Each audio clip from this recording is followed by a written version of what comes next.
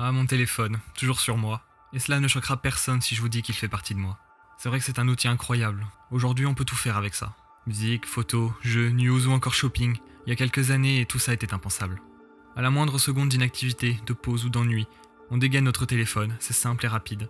Dans les salles d'attente ou à l'arrêt de bus, il devient notre meilleur ami.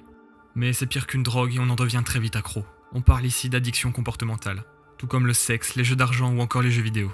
Une addiction reste une addiction et il n'y a rien de normal. Ressentir de l'anxiété loin de lui, du stress ou se sentir mal. Cette peur de le perdre, peur de ne plus l'avoir entre les mains ou proche de vous. Toutes nos vies sont renfermées dedans, et le risque de tout perdre rend fou. Certains sont même prêts à tout et tiennent plus à leur téléphone qu'à autre chose. Mais finalement, tout ça, personne ne vous l'impose, il n'en tient qu'à vous. Avoir une montre et sortir son téléphone pour regarder l'heure, pour au final ne même pas la regarder. C'est triste, mais ça arrive si souvent. On scrolle par réflexe sur les réseaux sociaux alors qu'on vient juste d'y aller. Rester dans l'attente de notifications, pour la plupart inutiles, espérer recevoir de nombreux messages qu'on pense à nous, pour au final recevoir un vulgaire snapflamme qui ne vous est même pas destiné. Les chiffres parlent d'eux-mêmes, les gens passent plus de 2 heures par jour sur leur portable en moyenne, et cela peut monter bien plus haut. Quand la plupart le déverrouillent environ 40 fois dans la journée, c'est plus de 200 fois pour les 8% les plus accros. Mais ce qui reste le plus inquiétant, c'est que 12% ne peuvent pas s'en passer et l'utilisent au volant. On y passe littéralement des heures, mais est-on vraiment prêt à perdre autant de temps? Pourquoi est-ce qu'on fait ça? La moindre activité est polluée par l'utilisation de nos smartphones, concentrons-nous sur l'essentiel, sur le moment présent.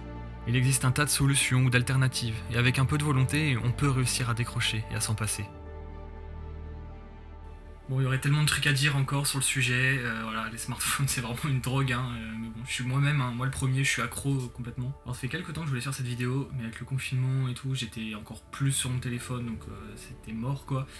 Mais bon là, ça y est, faut que je décroche. Et cette addiction elle est vraiment liée aux réseaux sociaux, mais ça fera l'objet d'une vidéo à part, parce qu'il y a pareil tellement de trucs à dire que ça ferait trop pour là. Bon, la première chose déjà, c'est de prendre conscience de son addiction, et qu'on y passe trop de temps.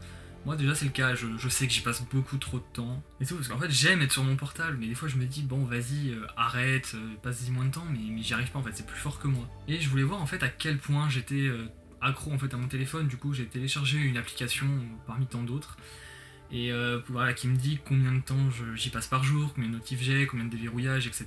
Et du coup, j'y passais plus de 4 heures par jour, les week-ends montaient même à 6, pas loin de 7, avec entre 120 et 150 déverrouillages de téléphone par jour et plus de 300 notifications, donc...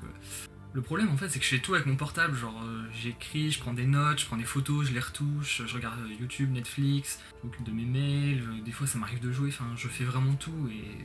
Alors ok, le téléphone c'est un outil incroyable, voilà, je peux tout faire avec, mais clairement c'est trop. Un des premiers réflexes que j'ai le matin c'est de prendre mon téléphone et de regarder si j'ai pas des messages ou des trucs comme ça, donc ça c'est vraiment le truc à éviter déjà, c'est le premier truc à ne pas faire. Pareil, juste avant de dormir, genre juste avant de me coucher, c'était le dernier truc que je faisais, le portable. Alors avant je lisais, mais avec le confinement j'ai un peu perdu cette habitude, donc je vais reprendre ça petit à petit.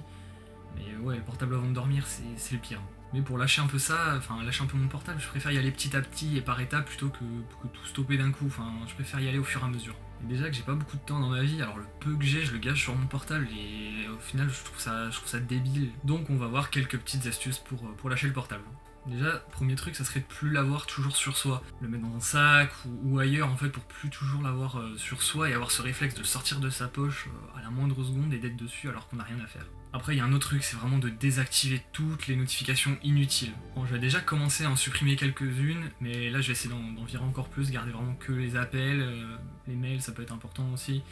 Ou peut-être Messenger, je vais voir en fonction de ce qui est vraiment utile, mais en virer un maximum. Et Snap, Insta, c'est vraiment les trucs où je reçois le plus de notifs, et je pense que ça va virer très vite. Après, il y a un truc qui peut être pas mal aussi, je pense, c'est de trier toutes les applis sur mon portable. En fait, je fais très bien ça sur ordi. Je mettrai un screen, je pense, de mon ordinateur pour voir comment j'ai rangé toutes les icônes. Et c'est super clean et c'est pas le bordel. On s'y perd pas en fait. Et sur le portable, il faudrait vraiment que j'arrive à faire ça, parce que là, pour l'instant, j'en ai partout. Et il y a Léo Duff, un youtubeur, qui lui a mis toutes ses applications de son portable dans un seul et même dossier. Donc, ce qui évite en fait d'ouvrir une application juste en la voyant, en déverrouillant son téléphone. Faut vraiment en fait aller chercher l'application et en avoir vraiment besoin. Donc ça peut être une technique, j'ai commencé un peu à le faire, mais il faudrait que j'optimise un peu tout ça. Et puis l'appli dont je parlais tout à l'heure, là, qui dit combien de temps je passe par jour sur mon téléphone, propose un widget, donc je me dis que mettre ça directement sur l'écran d'accueil du téléphone, ça peut être une bonne idée pour se dire, ok, là, je déverrouille, le premier truc que je vois, c'est combien de temps j'y ai passé, et je peux me dire, ok, là, on va se calmer un peu, ou là, j'ai pas besoin, enfin voilà, ça peut être une solution. Après, comme je le disais tout à l'heure, je fais vraiment tout avec mon portable, donc je pense qu'il va falloir que je revoie un peu mes habitudes. pour mieux répartir mon utilisation, notamment avec mon ordi, où je pense que je vais essayer de faire beaucoup plus de trucs avec l'ordi. Donc tout ce qui est YouTube, Netflix ou autre streaming, en fait, déjà sur le portable, c'est fini, ça va être obligatoirement sur l'ordi, en fait je vais essayer de m'obliger à ça.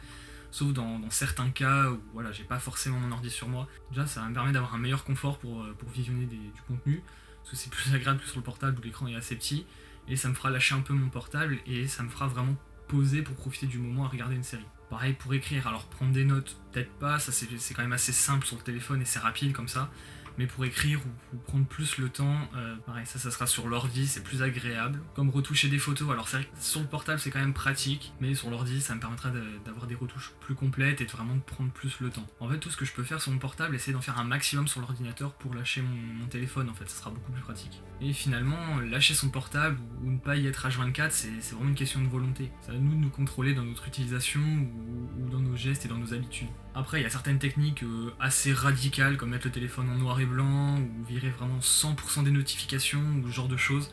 Alors, j'irai pas jusqu'à là, mais il y en a qui le font. Donc moi, je vais partir sur ce que je viens de dire, hein, c'est désactiver une partie de notification, essayer d'utiliser un maximum mon ordinateur et plus mon portable, ne plus trop l'avoir sur moi non plus, ou ne plus sortir mon téléphone dès que j'ai un instant de pause ou rien à faire. Et je referai peut-être le point d'ici quelques temps, ou quand je ferai la vidéo sur les réseaux sociaux, pour voir en fait où est-ce que ça en est et comment ça évolue.